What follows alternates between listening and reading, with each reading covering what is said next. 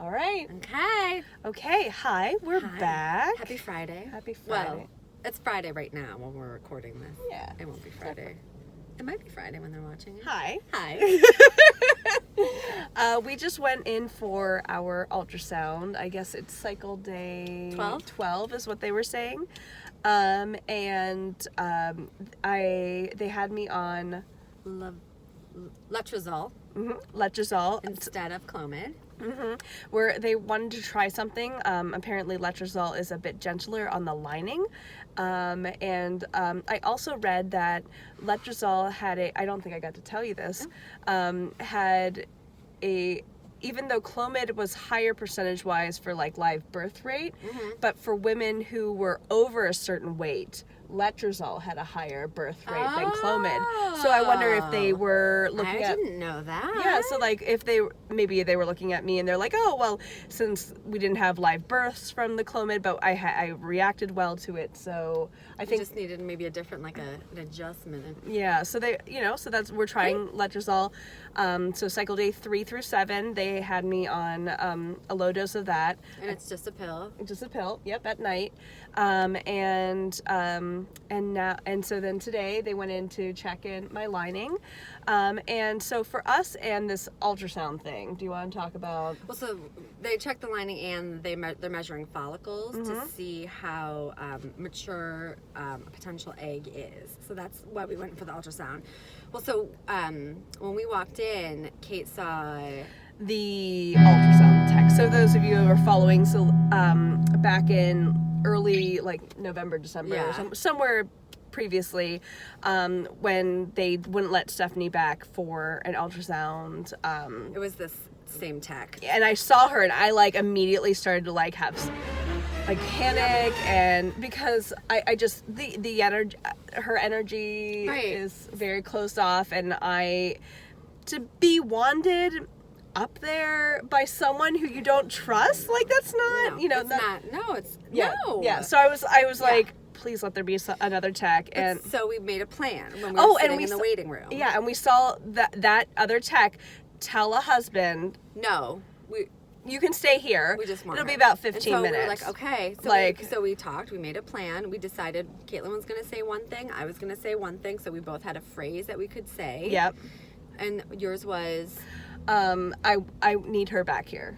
Is there a reason why I can't be back there? Yeah. That way we're is there a policy? So what this wonderful tech who we ended up getting. Amazing. She was wonderful. Amazing. Great communication. Thank you so much, tech at Magee. Yeah. She said, well, there's a policy that she was worried about getting in trouble for letting me back there.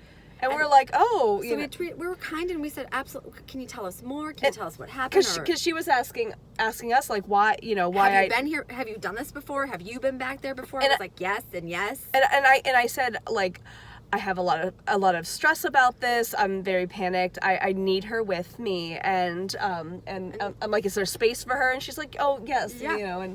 And then she's... And so then when we were in the room and Kate was getting ready, she was saying, well, the reason why we don't. I think it's probably an unwritten policy, so it's probably more of like one of those unspoken rules that all the nurses have, but enough that she was worried about getting in trouble. I guess that she said that the women aren't an issue, but the husbands who come back ask a lot of questions, and I was like, well, first of all, like, yeah, isn't that a good thing? Like, and was it like one belligerent dude who was back there that they made this policy for? It just seemed like not a great reason to have such a severe policy. If it was about HIPAA or privacy or, worried about some kind of like injury to the other, like something. So a little more concrete. So yeah. So like what I'm thinking about, like, we've had techs who are like, I can't diagnose, but I can tell you what I see. Right? And we totally appreciate that. I think that that's a beautiful blanket statement. But we should be empowered to know about our body. And also telling a spouse that they have to sit and they can't be back there and they can't ask questions takes them farther away from the whole process. And so there's your divide right there. And I see, I can understand how they got there, but at the same time, you know, I feel so many women feel like their spouse is not with them for the process, and this is the sort of policies that are in place that keep that distance, that create that divide, that the man can't be there, that he shouldn't be involved, that it's the woman's process. Like I think that versus inclusion and and sure, absolutely, if a woman does not want her spouse back there, and there should be a policy, right? Maybe it's a consent form, right? Maybe it's a situation where when you're checking in, they say, Kaitlin, can I talk to you for a second? Here's a consent form we'd like your signature on. Do you feel comfortable with the person who's with you today, whoever is with you today? Do you feel comfortable with them coming back? Yes or no? That way the partner doesn't even need to know, because if the woman isn't comfortable with the spouse coming back, she shouldn't have to be pressured to do that either. But there has to be something better than, husbands ask a lot of questions. So, and our tech was amazing and talked us through everything, and said that next time I call and make an ultrasound appointment to say I need her back then there's a note in the form and there's no questions asked. So brilliant. So that advice was great. So ladies and gentlemen, when you're making ultrasound appointments and you want your spouse or your significant other or your partner or whomever to go back with you, just say, could you please put a note in my file that they're going to be with me and I'd like them with, and then they know, and so you don't have to have that moment. Right. And now we can insert the more you know. Do. Yeah. So should we give them an update on where? Sure. Yeah. Where your follicles? No, you do. I blanked out. Oh, okay. So she was really good. She was again saying all the things that she saw. She's not diagnosing. Lining looks really good. It's measuring at 11 millimeters. About 10 and 11. She said closer to 11. Yeah. They measure it twice and take the average. So lining looks really good. That's great. We looked at the right ovary. There's possibility of something being over there. So how they measure it is 10 millimeters.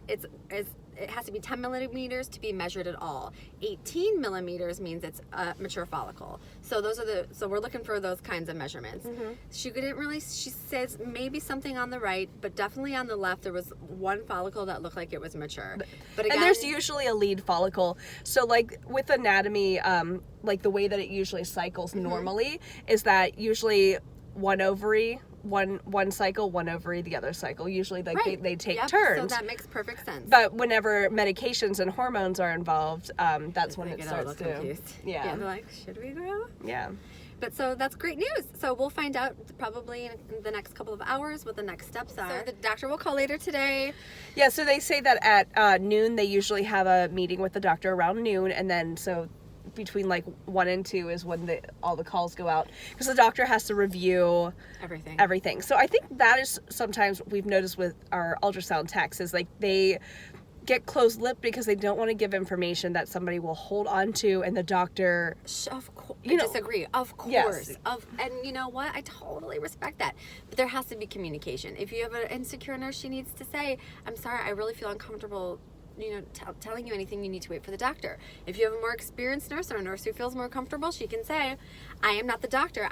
Please don't take this as a diagnosis. This is what I'm seeing. Yep. They can say, because men can be nurses too. I'm sorry, No, we've typically had all female nurses, but you know. Yes, Anyone can be a nurse. Yes, anybody. But yeah, so we're good. We're glad that we advocated for ourselves once again. You gotta keep doing it. Yep. You gotta keep doing it. Yep. And like that anxious energy flares up, and then you have to like have ways to deal with it. Breathe through it. It's real. Real quick, I think Letrozole was easy. I didn't have any like hot flashes or anything. I think it was much kinder than the Clomid's-Been. Not that the Clomid's-Been terribly unkind, but I think this was a lot gentler. Yeah, I think I noticed actually day 2 after not taking Letrozole, I noticed like I like had like some irritable, like I felt like my body was like changing, you know, like I think, Good. you know, maybe like hormone dump afterwards or whatever. And 2 nights ago I had high anxiety and I had trouble sleeping.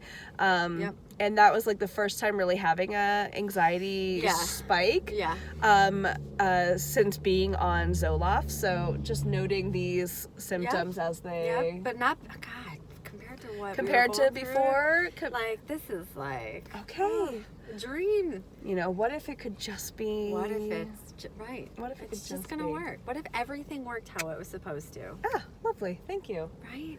Oh, and also wanted to say thank you to Raven for taking us through a tomato lesson. Okay. Yeah, I love that. So, like, well, you came up with this analogy. Yeah, she taught us this past weekend about how to trace the tomato stem and what has like the most what has a flower on it and will become fruit, and which which leaf of the or stem of the plant is just greenery and not going to produce fruit. Because you can tell where most of the energy is going in the plant, so they have it's fuzzier and there are these like little suckers that you can pick off, and so we're thinking like, well, what if the same thing is for this journey?